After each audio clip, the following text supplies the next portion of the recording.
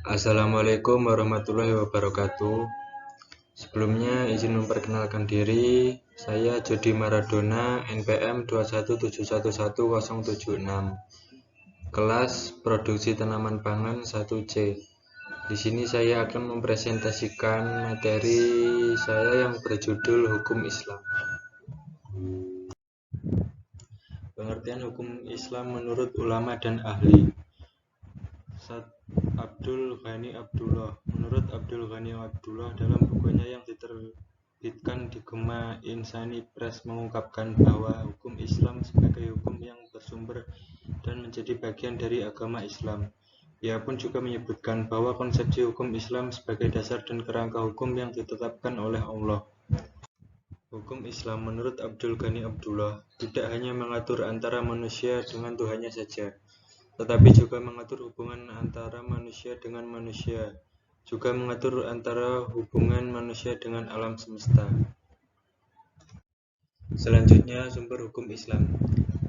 Yang pertama, Al-Quran. Sumber hukum Islam yang paling dasar adalah Al-Quran.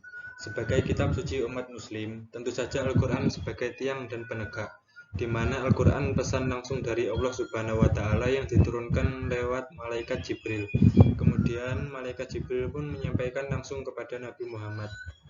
Muatan Al-Quran berisi tentang anjuran, ketentuan, larangan, perintah, hikmah, dan masih banyak lagi.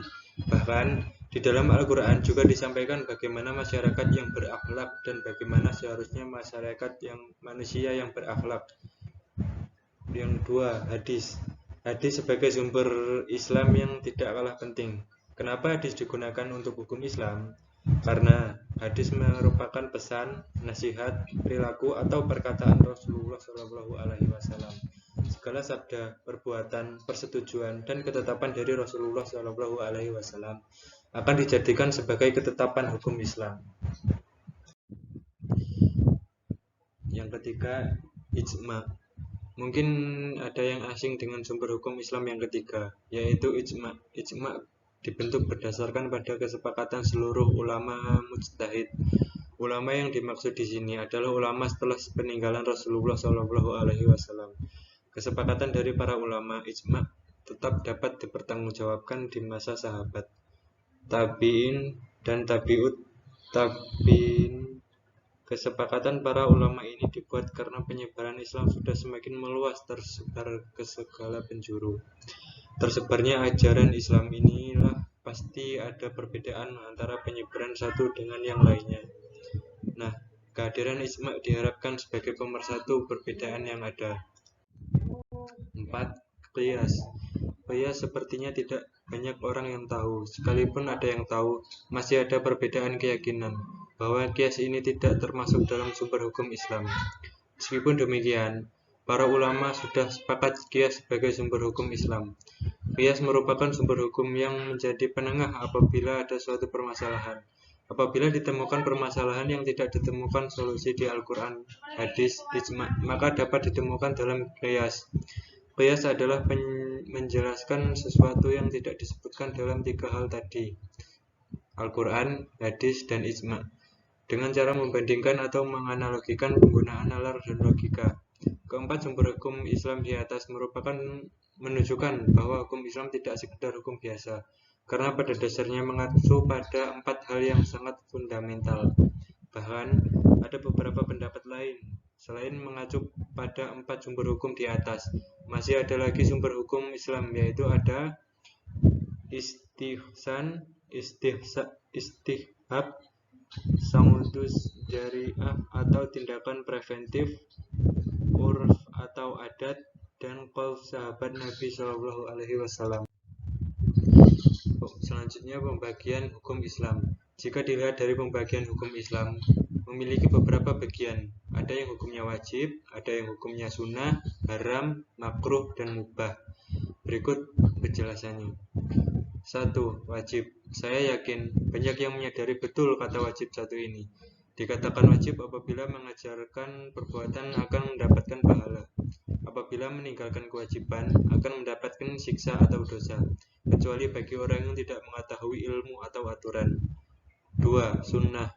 Dikatakan sunnah apabila seseorang yang mengerjakan perintah akan mendapatkan pahala. Jika tidak mengerjakan pun tidak dosa atau tidak disiksa. Hanya saja banyak orang yang menyarankan untuk mengerjakan sunnah karena sayang jika ada kesempatan mengumpulkan amal tapi tidak dimanfaatkan. 3. Haram. Dalam kehidupan sehari-hari, umat muslim memiliki banyak aturan yang menyangkut tentang kehalalan dan mana yang haram. Dikatakan haram apabila hal-hal yang dilarang tetap dilanggar, akan dicatat sebagai dosa. Jika meninggalkan hal-hal yang haram, maka akan dicatat mendapatkan pahala. Makruh. Selanjutnya makruh. Dikatakan makruh apabila aturan yang dimakruhkan ditinggalkan, maka jauh lebih baik. Sedangkan jika yang dimakruhkan tetap dilakukan, maka kurang elok atau kurang baik. Baik itu kurang baik untuk diri sendiri atau orang lain. Misalnya, merokok bagi diri sendiri tidak baik untuk kesehatan, bagi orang pun tidak baik karena udara rokok yang kita hisap akan dihisap orang lain juga yang dekat dengan kita. Selanjutnya mubah.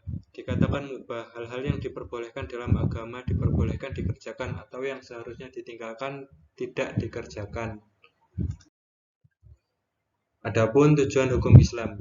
Tujuan hukum Islam dalam kehidupan sehari-hari sangat banyak membantu. Setidaknya membantu tatanan masyarakat dan mengontrol perilaku sikap manusia yang sadar akan hukum Islam. Lantas, apa saja sih tujuan hukum Islam? Berikut pembahasannya. Maqasid al-syariah disebut dengan ketetapan hukum Islam.